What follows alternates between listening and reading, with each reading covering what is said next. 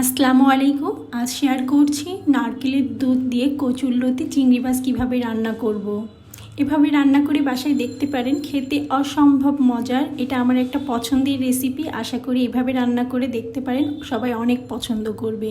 প্রথমে একটা হাঁড়িতে দিয়ে দিচ্ছি পরিমাণ সয়াবিন তেল, দিয়ে দিচ্ছি বাটা মশলা। এখানে দিয়ে দিচ্ছি পেঁয়াজ বাটা 4 চা চামচ, রসুন বাটা 1 চা চামচ, আদা বাটা 1 চা চামচ, আর দিয়ে দিচ্ছি সামান্য পানি যেন মশলা ছিটে না যায়। এবার দিয়ে দিব স্বাদ মতো লবণ। একে একে সব মশলা অ্যাড করে দিচ্ছি। এরপর দিয়ে দিচ্ছি হলুদের গুঁড়া 1 চা চামচ, লাল মরিচের গুঁড়া 1 চা চামচ।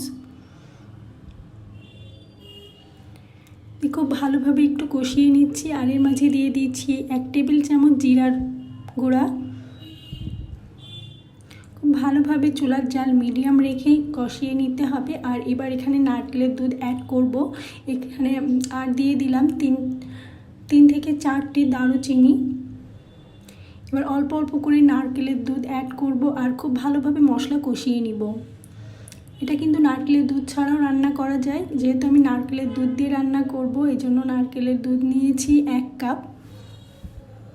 আর এবার এখানে অ্যাড করছি বড় চিংড়ি। এখানে আমি 10টি বড় চিংড়ি নিয়েছি, আগে থেকে হলুদ লবণ আর ঝালের গুঁড়া দিয়ে মেখে রেখেছিলাম। দিয়ে দিচ্ছি এলাচ 2টি, একটু থেতো করে নিয়েছি। খুব ভালোভাবে চিংড়ি মাছের সাথে মশলা কষিয়ে নিতে হবে এবং উপরে তেল উঠে আসবে। এবার এখানে দিয়ে দিচ্ছি আরও কিছুটা নারকেলের দুধ। এভাবে 2 থেকে 3 বার দিয়ে নারকেলের দুধ আমি খুব ভালোভাবে মশলার সাথে মিশিয়ে নিচ্ছি আর এইভাবে ঘুরিয়ে ঘুরিয়ে খুব ভালো করে কষিয়ে নিচ্ছি।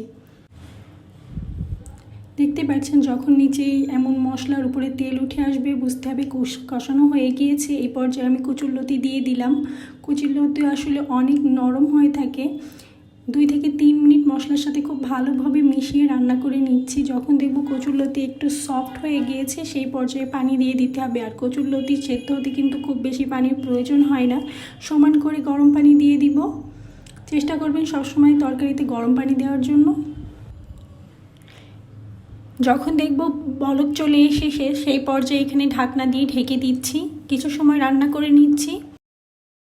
রান্না করার পর ঢাকনা সরিয়ে আরও কিছু সময় রান্না করে নিচ্ছি। জাল করে নিব। যখন দেখব পানি এভাবে শুকিয়ে এসেছে, তখন চুলার জাল একটু কম করে দিব। দেখতেই পাচ্ছেন, দেখবেন নিচেই মশলার উপরে তেল উঠে এসেছে। এই পর্যায়ে বুঝতে হবে যে তরকারি হয়ে গিয়েছে। দেখতে পাচ্ছেন হয়ে গিয়েছে। চুলা অফ করে দিয়েছি। খুব সুন্দর লাগছে দেখতে, আর খেতেও কিন্তু অনেক মজা হয়েছিল। গরম ভাতের সাথে পরিবেশন করবেন, দেখবেন সবাই অনেক পছন্দ করবে। এভাবে কচুরলতি চিংড়ি মাছ নারকেলের দুধ দিয়ে রান্না করে দেখতে পারেন। আজ এই পর্যন্ত, আবার দেখা হবে। আল্লাহ হাফেজ।